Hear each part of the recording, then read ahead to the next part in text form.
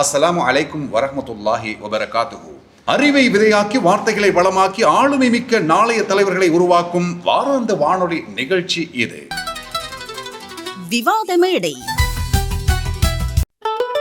ஒடேரா hyper market உங்களுக்கு தேவையான அனைத்து விதமான சில்லறை பொருட்களையும், மரக்கறி வகைகள், பாலுணவு, பிஸ்கட் மற்றும் ஸ்வீட் வகைகளையும், நவீன சமையலறை உபகரணங்கள், மருந்து பொருட்கள், பாடசாலை உபகரணங்கள், விளையாட்டு பொருட்கள் என அனைத்தையும் நியாய விலையில் பெற மாவனல்லையில் பொருத்தமான இடம் ஒடேரா ஹைப்பர் மார்க்கெட். உங்கள் செல்ல குழந்தைகள் விளையாடி மகிழ விசேட பிளே ஏரியா, சுத்தமான இறைச்சி வகைகளை ஃப்ரெஷ்ஷாகவும் நியாய விலையிலும் பெற ஒடேரா மீட் மார்ட். ஒடேரா நிறுவனத்தின் மற்றொரு கிளைதான் கேண்டி டைல்ஸ். நவீன டிசைன்களில் கண்கவர் டைல்ஸ் வகைகள், பாத்ரூம் வயாஸ், கிச்சன் வயாஸ் என்பவற்றை மொத்தமாகவும் சில்லறையாகவும் நியாய விலையில் பெற நாடுங்கள் கேண்டி டைல்ஸ். கிளைகள் மாவனல்லை மற்றும் ரம்புக்கண.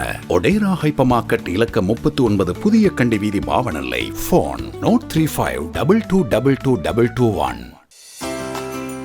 தமிழ் மற்றும் ஆங்கில மொழி மூலம் கலை மற்றும் வர்த்தக பிரிவுகளில் ஆண் பெண் இருபாலாருக்கும் பிரத்யேகமாக காப்போத உயர்தர கல்வியுடன் HND சாஃப்ட்வேர் இன்ஜினியரிங் பட்டப்படிப்பையும் சமகாலத்தில் வழங்கும் இலங்கையின் ஒரே உயர்கல்வி நிறுவனம் இனாரா இன்ஸ்டிடியூட் ஆஃப் டெக்னாலஜி. சிறப்பு தேர்ச்சி பெற்ற விரிவுரையாளர்களின் பாட போதனை, உணவு, தங்குமிட வசதிகளுடன் பாதுகாப்பான ரம்மியமான சுற்றுச்சூழல். பாடநெறியை தொடரும் அனைத்து மாணவர்களுக்கும் மடிக்கணனி ஒன்று இலவசம். பதிவுகளுக்கும் தொடர்புகளுக்கும் இனாரா இன்ஸ்டிடியூட் ஆஃப் டெக்னாலஜி, வரக்காப்புல. தொலைபேசி இலக்கம் 077-419-1212.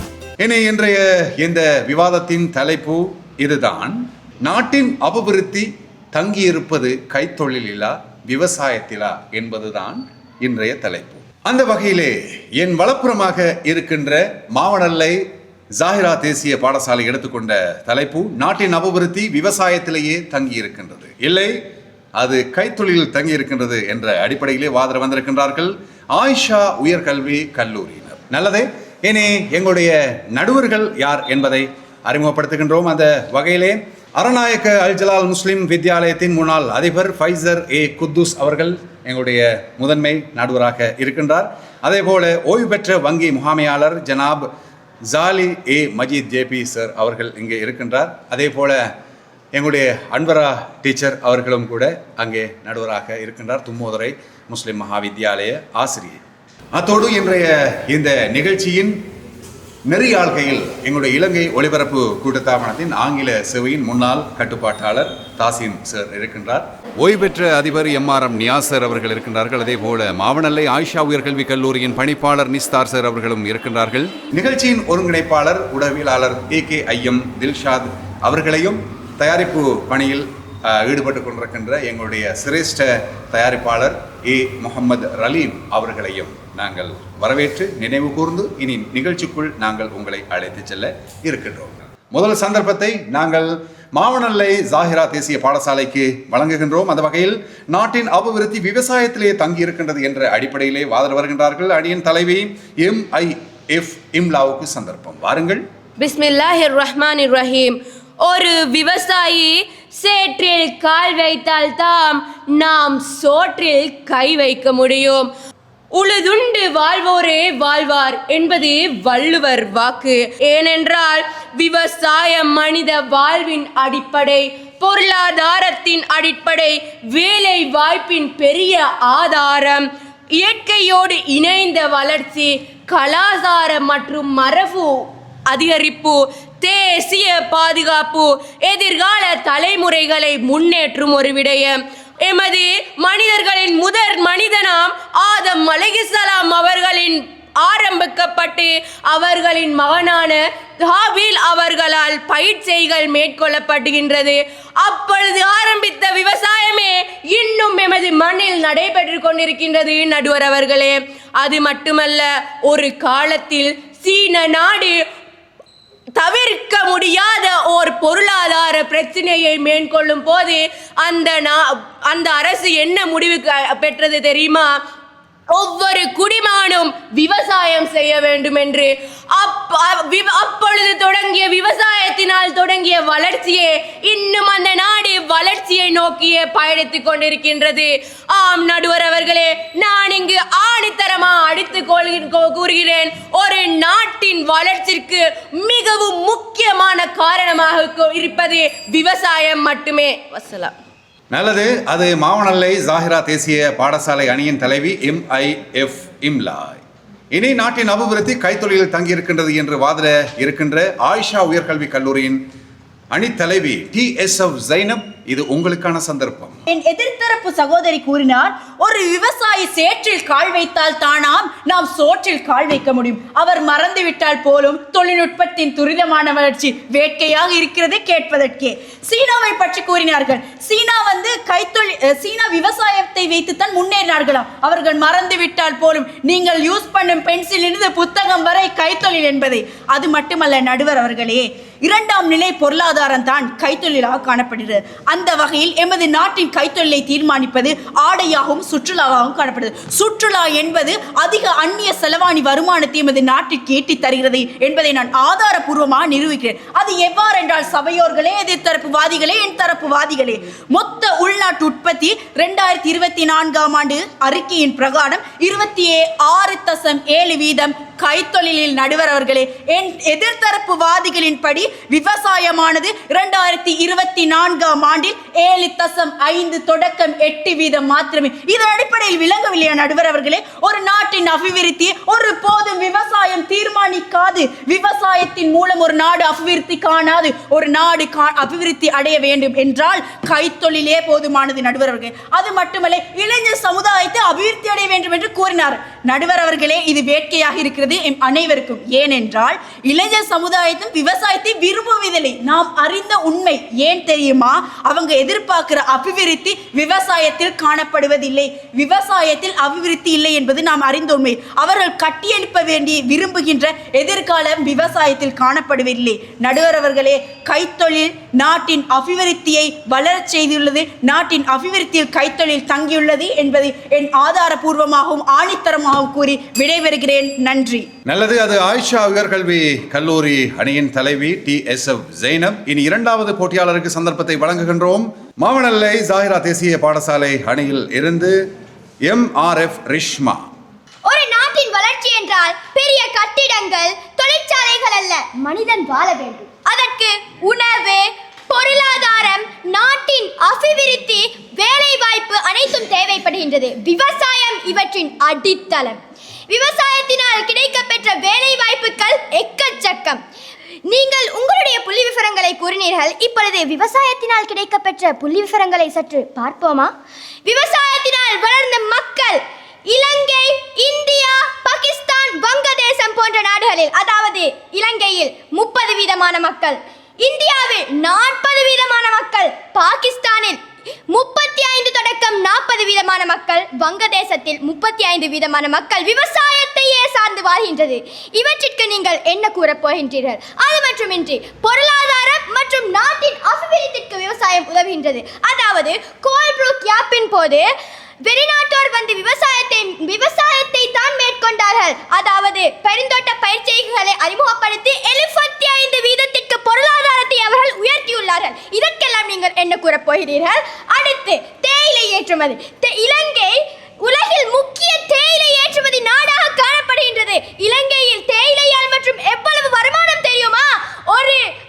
ஒரு மாதத்திற்கு தேயிலை ஏற்றுமதியால் மற்றும் 1 பில்லியன் அமெரிக்கா டாலரினால் நாம் பெற்றுக்கொள்கின்றோம். இவை அனைத்திற்கும் நீங்கள் என்ன கூறப் போகிறீர்கள்? நீங்கள் கூறினீர்களே கைத்தொழில் கைத்தொழில் கைத்தொழில் என்று. கொரோனா காலங்களில் அவ்வாறான கைத்தொழில்களை மேற்கொண்ட மக்கள் வீட்டிலேயே இருந்தார்கள். மாறாக விவசாயிகள் தங்களுடைய வேலைகளில் கொரோனா காலங்களிலும் ஈடுபட்டு 3 வேளையும் நன்றாக உணவுகளை உட்கொண்டு மனித சமுதாயத்திற்கும் அவற்றை வழங்கினார்கள். எனவே நான் இங்கு ஆணித்தரமாக கூறி செல்கின்றேன், மனித சமுதாயம் அதாவது நாட்டின் அபிவிருத்திக்கு விவசாயமே உகந்தது என்று. நன்றி. நல்லது. சிறந்த உதாரணங்களை, தரவுகளை முன்வைத்து அவருடைய வாதத்தை முன்வைத்தார் ரிஷ்மா. இனி நாங்கள் எதிரணிக்கு 2வது போட்டியாளருக்கு சந்தர்ப்பத்தை வழங்குகின்றோம். ஆயிஷா உயர்கல்வி கல்லூரியில் இருந்து MSF சமிஹா. என் எதிர்த்தரப்பு சகோதரி கூறினார், தொழிற்சாலைகள், உயிர் கட்டிடங்கள் மட்டுமல்ல இந்த கைத்தொழில் என்று. ஆம், உங்கள் விவசாயத்துக்கான பசலையும் உங்கள் விவசாயத்திலிருந்து பெறுகின்ற அறுவடை செய்து பெறுகின்ற நெல்லை அரிசாக்குவது எங்கே சகோதரிகளே? வெறும் தொழிற்சாலைகளும் கட்டிடங்களும் தான் சகோதரிகளே. அதே போல் சொன்னார்கள், சேற்றில் கால் வைத்தால் தான் சோற்றில் கை வைக்கலாம் என்று. அந்த சேற்றில் கால் வைத்து விவசாயம் செய்து அறுவடை செய்யப்பட்ட நெல்லை அரசாக்குவது எங்கே சகோதரிகளே? வெறும் கைத்தொழில் மூலம் தான் சகோதரிகளே. ஒரு விவசாயிக்கு கூட விவசாயத்தில் தொழில் வாய்ப்பு இல்லா போனால் அவருக்கு ஒரு தொழில் வாய்ப்பை கொடுப்பது இந்த கைத்தொழில் தான். எவ்வாறு என்றால், ஒரு இயந்திரத்தை இயக்கக்கூட ஒரு தொழில் வாய்ப்பு கிடைக்கிறது இந்த கைத்தொழில் தான். அவ்வாறு ஒரு சகோதரி கூறினால், ஏற்றுமதி ஏற்றுமதி ஏற்றுமதி என்று. என்ன ஏற்றுமதி? அதே ஏற்றுமதி இலங்கையில் வளமிருந்தால் இங்கே எங்களுக்கு மூலப்பொருட்களை போட்டு முடிப்பொருட்களை காண முடியும் தானே சகோதரிகளே. ஏற்றுமதி செய்வதால் ஜப்பான் போனார்கள் அவற்றை அந்த மூலப்பொருட்களை எடுத்து முடிப்பொருட்களாக மாற்றி இலங்கைக்கு பணம் கேட்கிறார்கள். ஆய்வுகள் எவ்வாறு கூறுவதென்றால், முதலாம் உலக நாடுகள் போன்ற அமெரிக்கா, ஜெர்மனி அதுபோன்ற நாடுகளில் சுமார் 2 தொடக்கம் 3% வருமானத்தையே இந்த விவசாயம் வழங்குகிறது. மீதி அனைத்து வருமானம் எங்கே சகோதரர்களே? அனைத்தும் தங்கியிருப்பது இந்த கைத்தொழில் தான். அவ்வாறே ஆப்பிரிக்க நாடுகள் பெரும்பாலும் கைத்தொழில் உற்பத்தியை உலக சந்தையில் ஏற்றுமதி செய்கின்றார்கள். அதன் மூலம் அவர்களுக்கு அதிக லாபமும் அதிக வருமானம் கிடைக்கின்றது. இந்த அதிக வருமானம் மூலம் ஒரு நாடு தானாகவே முன்னேற்றமடைகின்றது. எனவே இறுதியாக நான் கூறுகின்றேன், கைத்தொழில் ஒரு நாட்டின் நாணயத்தை கைகள் உருவாக்கும் சக்தி கொண்டது. ஒரு நாட்டின் அவ்விருத்தியில் கைத்தொழில் தான் தங்கியுள்ளது என்று உறுதியாகவும் கூறி விடைபெறுகின்றேன். வாய்ப்புக்கு நன்றி. அதே இரண்டாவது சந்தர்ப்பம், இரண்டாவது போட்டியாளர் ஆயிஷா உயர்கல்வி கல்லூரியில் இருந்து சமிகா. இனி நாங்கள் ஜாஹிரா தேசிய பாடசாலைக்கு மூன்றாவது போட்டியாளருக்கு சந்தர்ப்பத்தை வழங்குகின்றோம். MR ஹயா, வாருங்கள். ஆம் நடுவர் அவர்களே, எனது அணி கூறியது போல் நாட்டின் அபிவிருத்தி விவசாயத்திலேயே தங்கியுள்ளது. விவசாயம் என்பது இயற்கையோடு இணைந்த ஒரு வளர்ச்சி. விவசாயம் என்பது இயற்கையை பாதுகாக்கிறது, சுற்றுச்சூழலை காக்கிறது மற்றும் நிலத்தையும் நீரையும் பாதுகாக்கிறது. ஆனால் தொழிற்சாலைகள், அதாவது கைத்தொழில் என்று உருவாக்கப்பட்டுள்ள இந்த தொழிற்சாலைகளால் நீர், நிலம் மற்றும் காற்று மாசடைகிறது. தொழிற்சாலைகளிலிருந்து வெளியேறும் மாசான வாயு நீருடன், அதாவது வளிமண்டலத்துடன் கலந்து ஓசோன் படலத்தில் பல ஓட்டைகளை போட்டு இன்று நாம் பல நோய்களுக்கு உள்ளாகியுள்ளதை நாம் காண்கின்றோம். மேலும் இன்று காலநிலை மாற்றங்கள், இந்த தொழிற்சாலைகளிலிருந்து வெளியேறும் கழிவுப் பொருட்கள் நீர், நிலம் மற்றும் காற்றுடன் சேர்ந்து பல மாசான விடயங்களை உருவாக்கி காலநிலை மாற்றங்களை உருவாக்குகின்றது. இதனால் நாம் அருகாமையில் சந்தித்த ஒரு மிகப்பெரிய பிரச்சனை தான் டிட்வா புயல். இதனால் நாம் எத்தனை உயிர்களை இழந்தோம், எவ்வளவு பெரிய பொருளாதார வீழ்ச்சி. ஆகையால் கைத்தொழில் எப்படி ஒரு நாட்டின் அபிவிருத்தியில், முன்னேற்றத்தில் தங்கியுள்ளது என்று நீங்கள் கூறுவீர்கள். யார் ஒரு மரத்தை நட்டி காய்க்கும் வரை பொறுமையுடன் பராமரிக்கிறாரோ அம்மரத்தின் மூலம் யார் பயனடைந்தாலும் அவருக்கு அல்லாஹ் விடத்தில் தர்மமாகவே ஏற்றுக்கொள்ளப்படும் என்று அஹ்மத் எனும் கிரந்தத்தில் கூறப்பட்டுள்ளது. மேலும் கைபர் யுத்த வெற்றியில் கிடைத்த விவசாய நிலத்தை விவசாயம் செய்வோருக்கு நபி அவர்கள் பகிர்ந்தமை விவசாய தொழிற்பாட்டின் சிறப்பை எடுத்து காட்டுகிறது. மேலும் நாம் அனைவரும் அறிந்த ஒரு விடயம் தான், ஐரோப்பியர்கள் எமது நாட்டை குடியேற்ற நாடுகளாக வைத்துக் கொண்டார்கள். அது எதற்காக? எமது நாட்டில் விளைந்த பயிர்களுக்காக. அவர்கள் இங்கு வந்து பெருந்தோட்ட பயிர் செய்கைகளை ஆரம்பித்து பல நாடுகளுக்கு ஏற்றுமதி செய்து எமது நாட்டில் அந்நிய செலாவணியை அதிகரித்தார்கள். ஆகவே நான் மிகவும் உறுதியாக கூறுகின்றேன், எமது நாட்டின், அதாவது ஒரு நாட்டின் அபிவிருத்தி விவசாயத்திலேயே தங்கியுள்ளது என்று. நல்லது. அது மாவனல்லை ஜாஹிரா தேசிய பாடசாலை அணியின் மூன்றாவது போட்டியாளர் MR ஹயா. இனி எதிரணிக்கு சந்தர்ப்பம் ஆயிஷா உயர்கல்வி கல்லூரியில் இருந்து MRF ரிமாஷா. பிஸ்மில்லாஹிர் ரஹ்மானிர் ரஹீம். தகுதியுடையவே தப்பி பிழைக்கும் என்றார் டார்வின். இன்று உங்களது விவசாயத்தில் இதற்கேனும் ஆதாரங்கள் உண்டா? ஆனால் இருக்கின்றது கைத்தொழிலில். காண்போம், அபிவிருத்தி அடைந்த நாடுகளான ஜப்பான், ஜெர்மனி போன்ற நாடுகளில் பிரதான பொருளாதார முறையாக விவசாயம் காணப்படவில்லை. அது வெறும் 2 அல்லது 3% மாத்திரமே. 98 அல்லது 97% காணப்படுவது கைத்தொழில் ஏற்பட்ட வளர்ச்சியே ஆகும். அது அபிவிருத்தி அடைந்த நாடு என்று வைப்போமே. தற்காலத்தில் அபிவிருத்தி அடைந்து கொண்டு வருகின்ற நாடுகளான தாய்வான், சிங்கப்பூர், மலேசியா, வியட்நாம் போன்ற நாடுகளை வியக்கத்தக்கவையாகவே பார்க்கின்றோம். அதில் விவசாயம் எதுவும் நடத்தப்படவில்லை. அதில் நடக்கின்றது வாகன உற்பத்தியும் கைத்தொழில் புரட்சியுமே ஆகும் என்றதை நாம் மறந்துவிடக்கூடாது. கைத்தொழில் உற்பத்தியில் புரட்சி ஏற்பட்டால் மட்டுமே அந்த நாட்டில் வளர்ச்சி ஏற்படும். ஆதம் அலைஹிஸ்ஸலாமின் மகன் துவங்கிய விவசாயம் என்று கூறினார்கள். தாங்கள் சற்று கவனித்திருக்க வேண்டும். நாட்டின் அபிவிருத்தியே இந்த தலைப்பாகும். அபிவிருத்தி என்பது வளர்ச்சியில் காணப்படுகின்றது. இன்று வரை வரும் காணப்படும் மரபில் அல்ல, வளர்ச்சி என்பது இன்று கைத்தொழிலே காணப்படுகின்றது. அந்த கைத்தொழிலில் காணப்படும் வளர்ச்சி தான் நாட்டின் அபிவிருத்தியின் அடையாளமாகின்றது. கொரோனா காலகட்டத்தில் கைத்தொழில் எம்மை வீட்டில் முடக்கி போட்டதாக கூறுகின்றார்கள். முடக்கி போடவில்லை. கொரோனா காலகட்டத்தில் கைக்கெடுத்தது கைத்தொழிலே ஆகும், விவசாயம் அல்ல. ஓசோன் படையில் ஓட்டை என்று கூறினார்களே, அது கைத்தொழில் மட்டுமா ஏற்படுகின்றது? இந்த விவசாயத்தினால் ஏற்படுகின்ற நச்சு பதார்த்தங்கள் எங்கே கொண்டு போய் ஓட்டை செய்கின்றது? இந்த மண்ணுக்குள்ளே புதைக்கும் நாசமான வேலைகளையும் அதே விவசாயத்தின் ரசாயனங்கள் செய்கின்றது. எனவே அது நாட்டின் அபிவிருத்தியாக முடியாது. எனவே ஊழியர் திறன் வளர்ச்சியால் நாட்டின் தொழில்துறை மொத்தமும் வளர்ச்சி அடைகின்றது. தொழில்துறை வளர்ச்சியே நாட்டின் அபிவிருத்தியின் அடையாளமாகும் என்று கூறி இறுதியுடன் முடித்துக் கொள்கின்றேன். இனி நாங்கள் தொகுப்புரை வழங்குவதற்காக இரண்டாவது சுற்றிலே தலைவர்களுக்கு சந்தர்ப்பம் வழங்க இருக்கின்றோம். அந்த வகையிலே ஆயிஷா உயர்கல்வி கல்லூரிக்கு சந்தர்ப்பம். அந்த அணியில் இருந்து தலைவி TSF ஜைனப், வாருங்கள்.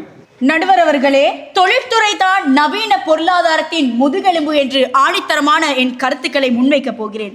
இவர்கள் வரலாறு என்று ஆதம் அலைஹிஸ்ஸலாம் விவசாயம் என்று கதைத்தார்கள். அவர் இன்று இருந்தால் கைத்தொழிலை செய்திருப்பார். அது மட்டுமல்ல, அவர் விவசாயத்தை பற்றி கதைத்தார். அவர்கள் வரலாற்றை மறந்து விட்டார் போல். தாவூத் அலைஹிஸ்ஸலாம் நெசவு கைத்தொழில், நூஹ் அலைஹிஸ்ஸலாம் தச்சு கைத்தொழில், அதை மறந்து விட்டீர்களா எதிர்த்தரப்பு சகோதரிகளே? அது மட்டுமில்லை, கொரோனாவில் உணவு போட்டதை நான் மறக்கவில்லை. ஆனாலும் கைத்தொழிலால் மாஸ்கும் சர்ஜிக்கல் கிளவுஸும் செய்ததை நீங்கள் மறந்து விட்டீர்கள். ஏனென்றால் வைத்திய துறைக்கு பெரிதும் துணை புரிந்தது இந்த விவசாயத்தில் வந்தது. நான் கொச்சைப்படுத்தவில்லை, உண்மையை எடுத்துரைக்கிறேன் நடுவர் அவர்களே. அது மட்டுமில்லை, இவர்கள் விவசாயத்தால் உயர்ந்த நாடுகளை பற்றி பேசுகிறார் நடுவர் அவர்களே. யார் தெரியுமா? இலங்கையையும் இந்தியாவையும் பாகிஸ்தானையும் இவர்கள் மறந்து விட்டார்கள் போல். அது அபிவிருத்தி அடைந்து வரும் நாடுகள். இன்னொரு பாஷையில் சொல்வதால் மூன்றாம் உலக நாடுகள். அபிவிருத்தி அடைந்த நாடுகள் அமெரிக்காவும் ஐரோப்பாவும் அபிவிருத்தி என்று பார்க்கும்போது அவர்கள் செய்தது வெறும் கைத்தொழிலை தான் நடுவர்களே. அது மட்டுமல்ல, இவர்கள் கூறினார்கள் இன்னொரு வழியா, சுற்றுச்சூழல் சூழலுக்கு விவசாயம் பாதுகாப்பாம். அவ்வாறே ஒற்றுக்கொள்வோமே, நான் ஒப்புக்கொள்கிறேன். அப்படி இருந்தால் உங்கள் வாதம் பிழையானது. ஏன் தெரியுமா? சுற்றுப்புற சூழலுக்கு பாதுகாப்பான விவசாயம் என்பது இயற்கை விவசாயம். இயற்கை விவசாயம் நாம் அறிந்த உண்மை என்ன தெரியுமா நடுவர் அவர்களே? இயற்கை விவசாயத்தால் செய்யப்படும் உற்பத்திகள் குறைவானது. உற்பத்தி குறைவாக இருந்தால் எப்போது நாட்டின் அபிவிருத்தி அடைய முடியும்? அது மட்டுமல்ல நடுவர்களே, அதிகளவாக தற்கொலை செய்து கொள்வது யார் என்ற ஒரு பட்டியல் எடுத்தால் கவலைக்குரிய விடயம் அது விவசாயிகள் தான். ஏனென்றால் வறுமையில் வாடுகிறார்கள். புகரைக்காகவும் பூச்சிக்கொல்லிகளுக்காகவும் இன்று கொரோனா காலத்தில் லைன்களில் நின்றதை நாம் யாரும் மறந்துவிட முடியாது. அது உண்மை. இது விவாதத்திற்கு மாத்திரம் அல்ல நடுவர்களே. அந்த வகையிலே கைத்தொழில் தான் ஒரு நாட்டின் வளர்ச்சியை தீர்மானிக்கிறது என்பதை அறுதியாகவும் உறுதியாகவும் ஆணித்தரமாகவும் கூறி வாய் பழித்தமைக்கு நன்றி. நல்லது. இரண்டாவது சுற்றிலே ஆயிஷா உயர்கல்வி கல்லூரி அணியின் தலைவி TSF ஜைனப் வாதிட்ட முறை அது. இனி மாவனல்லை ஜாகிரா தேசிய பாடசாலை அணியில் இருந்து MIF இம்லா, வாருங்கள். ஆம் நடுவர் அவர்களே, எமது எதிர்த்தணி கூறினார்கள் மாஸ்கும் கிளவுஸும் இல்லாமல் கொரோனா காலத்தில் வாழ முடியாதாம் என்று. உணவில்லாமல் வாழ முடியுமா? நான் கேட்கிறேன். உணவு விவசாயத்தின் மூலமே வருகின்றது. அது மட்டுமல்ல, இயற்கை விவசாயம் செயற்கை விவசாயம் என்று இயற்கை விவசாயத்தினால் பலன் குறைவாம், செயற்கை விவசாயத்தினால் பலன் அதிகம் என்று அவர்களே ஒத்துக்கொண்டார்கள். இதன் பிறகு வாதம் எதற்கு நான் கேட்கிறேன். அது மட்டுமல்ல, நபிகள் நாயகம் அவர்களே தொழில்நுட்பத்தை பயன்படுத்தி விவசாயம் செய்துள்ளார்கள். இவர்கள் கூறினார்கள் தொழில்நுட்ப காலத்தில் விவசாயம் எதற்கு என்று. நபிகள் நாயகம் அதை அனுமதித்துள்ளார்கள். ஏன் தெரியுமா? அவர் விவசாய நிலமான மதீனாவுக்கு சென்ற பொழுது அங்கு மாரந்த செயற்கை செய்து பேரிச்சம் பழங்களில் வளர்ச்சியை கண்டார்கள். அது மட்டுமல்ல, இவர்கள் கூறினார்கள் கைத்தொழில் தான் வளர்ச்சியை காண்கின்றது மற்றும் நாம் மரபை பற்றி மட்டுமே பேசிக் கொண்டிருக்கிறோம் என்று. அது மட்டுமா? நமது தரப்பினிடத்தில் புள்ளி விவரங்கள் இல்லையாம். நான் எனது சகோதரி அடுக்கிக் கொண்டாரே புள்ளி விவரங்களை, அதை நீங்கள் மறந்து விட்டீர்களா? நான் கேட்கிறேன். அது மட்டுமல்ல, உங்களுக்கு தெரியுமா, உரிமை கோரப்படாத ஒரு நிலத்தை பயன்படுத்தி வளமாக்கினால் அவரே அதற்கு உரிமையாளியாகிறார். அதற்கு ஒரு சிறந்த உதாரணம் தான் இஸ்ரேல் நாட்டில் தற்போதைய நிலையில் பாலைவனமாக இருக்கின்ற இடங்களை எல்லாம் விளை நிலமாக மாற்றி அவர்கள் பொருளாதார வளர்ச்சியை மற்றும் அபிவிருத்தியை நோக்கி நடை போட்டுக் கொண்டிருக்கின்றார்கள். அது மட்டுமல்ல நடுவர் அவர்களே, இது மட்டுமா, தொழிற்சாலையினால் ஏற்படும், விவசாயத்தினால் ஏற்படும் பிரச்சனைகள் ஓசோன் லேயரை பாதிப்படைகின்றது என்று கூறினார்கள். விவசாயம் நிலத்திலே நடக்கின்றது. அப்படியே பிரச்சனைகள் ஏற்பட்டாலும் நிலத்திற்கு தான் பாதிப்பு, ஓசோன் இதற்கு இல்ல. எனவே நான் இங்கு ஆணித்தரமாக அடித்துக் கொள்கிறேன், விவசாயமே நாட்டின் அபிவிருத்திக்கு முக்கிய காரணம். வெறுங்கை என்பது மூடத்தனம், உன் விரல்கள் 10 மூலதனம், கருங்கல் பாறையும் நொறுங்கி விழும், உன் கைகளில் பூமி சுழன்று வரும். தோள்கள் உனது தொழிற்சாலை, நீ தொடும் இடமெல்லாம் மலர்ச்சோலை, தோல்விகள் ஏதும் உனக்கில்லை, இனி தொடுவானம்தான் உன் எல்லை என்று தாரா பாரதி எழுதிய அந்த வரிகள் ஞாபகம் வருகிறது. அதே போல விவசாயத்துறைக்காக இங்கே பட்டுக்கோட்டை கல்யாண சுந்தரம் சொன்ன அந்த வார்த்தை, பயிரை வளர்த்தால் பலனாகும், அது உயிரை காக்கும் உணவாகும், வெயிலை நமக்கு துணையாகும், இந்த வேர்வைகள் எல்லாம் விதையாகும், தினம் வேலையுண்டு, குலமானம் உண்டு, வருங்காலம் உண்டு, அதை நம்பிடுவோம் என்று சொன்னார் அவர். எனவே இந்த 2 துறைகளுமே இந்த நாட்டிற்கு, இந்த உலகின் முன்னேற்றத்துக்கு தேவைதான். ஆனால் நீங்கள் வாதிட்ட முறைகளிலே, உங்களுக்கு சொன்ன விதிமுறைகளின்படி நீங்கள் வாதிட்டிருக்கிறீர்களா என்பதைத்தான் நாங்கள் பரிசீலிக்க போகின்றோம். இதற்கு பதிலளிப்பவர்கள் எங்களுடைய நடுவர்கள். அவர்கள் என்ன சொல்ல போகின்றார்கள் பார்க்கலாம். தமிழ் மற்றும் ஆங்கில மொழி மூலம் கலை மற்றும் வர்த்தக பிரிவுகளில் ஆண் பெண் இருபாலாருக்கும் பிரத்யேகமாக காப்போத உயர்தர கல்வியுடன் HND சாஃப்ட்வேர் இன்ஜினியரிங் பட்டப்படிப்பையும் சமகாலத்தில் வழங்கும் இலங்கையின் ஒரே உயர்கல்வி நிறுவனம் இனாரா இன்ஸ்டிடியூட் ஆஃப் டெக்னாலஜி. சிறப்பு தேர்ச்சி பெற்ற விரிவுரையாளர்களின் பாட போதனை, உணவு, தங்குமிட வசதிகளுடன் பாதுகாப்பான ரம்மியமான சுற்றுச்சூழல். பாடநெறியை தொடரும் அனைத்து மாணவர்களுக்கும் மடிக்கணனி ஒன்று இலவசம். பதிவுகளுக்கும் தொடர்புகளுக்கும் இனாரா இன்ஸ்டிடியூட் ஆஃப் டெக்னாலஜி, வரக்காப்புல. தொலைபேசி இலக்கம் 077 419 12 12. ஒடேரா ஹைப்பர் மார்க்கெட் உங்களுக்கு தேவையான அனைத்து விதமான சில்லறை பொருட்களையும், மரக்கறி வகைகள், பாலுணவு, பிஸ்கட் மற்றும் ஸ்வீட் வகைகளையும், நவீன சமையலறை உபகரணங்கள், மருந்து பொருட்கள், பாடசாலை உபகரணங்கள், விளையாட்டு பொருட்கள் என அனைத்தையும் நியாய விலையில் பெற மாவனல்லையில் பொருத்தமான இடம் ஒடேரா ஹைப்பர் மார்க்கெட். உங்கள் செல்ல குழந்தைகள் விளையாடி மகிழ விசேட பிளே ஏரியா, சுத்தமான இறைச்சி வகைகளை ஃப்ரெஷ்ஷாகவும் நியாய விலையிலும் பெற ஒடேரா மீட் மார்ட். ஒடேரா ஹைப்பர் மார்க்கெட் இலக்கம் 39, புதிய கண்டி வீதி, பாவனல்லை. போன் 0352222221. நல்லது, நடுவர்களின் முடிவு கிடைக்க பெற்றிருக்கின்றது. 2 அணிகளுமே சிறந்த முறையில் விவாதம் புரிந்திருக்கின்றார்கள். ஒருவரை ஒருவர் சலைத்தவர் அல்ல என்ற வகையிலே தரவுகளாக இருக்கலாம், தகவல்களாக இருக்கலாம், ஆதாரங்களாக இருக்கலாம், உதாரணங்களாக இருக்கலாம். இப்படி நாங்கள் 2 அணிகளுமே மெச்சத்தக்கவர்கள். இவர்களில் சிறந்த டிபேட்டர்ஸ் யார்? உண்மையிலேயே ஒருவரை ஒருவர் நாங்கள் பார்க்கின்ற பொழுது எல்லோருமே சிறந்த முறையில் பேசினார்கள். ஆனால் 2 நாங்கள் தெரிவு செய்திருக்கின்றோம். அந்த 2 யார்? ஆயிஷா உயர்கல்வி கல்லூரியில் இருந்து அதன் தலைவி ஜைனப் அவர்களை நாங்கள் இந்த வேளையிலே பெஸ்ட் டிபேட்டராக தெரிவு செய்திருக்கின்றோம். எனவே உங்கள் உற்சாகமான கரகோஷம். அதே போல எதிர் அணியிலே அணி தலைவி MIF இம்லா பெஸ்ட் டிபேட்டராக தெரிவு செய்யப்பட்டிருக்கின்றார். சிறந்த முறையிலே இவர்கள் இங்கே தெரிவாகி இருக்கின்றார்கள். அது மாத்திரமல்ல, 3 போட்டிகளிலுமே பெஸ்ட் டிபேட்டராக தெரிவு செய்யப்பட்ட எங்களுடைய ஜெய்னபையும் நாங்கள் இந்த இடத்திலே பாராட்டியாக வேண்டும். எனவே உற்சாகமான கரகோஷம் எல்லோருமாக சேர்ந்து. இவர்களில் இருந்து ஒரு அணியை நாங்கள் முன் தள்ள வேண்டும். ஒரு அணியை நாங்கள் போட்டியில் இருந்து நிற்க வேண்டும் என்ற ஒரு நியதி இருக்கிறது.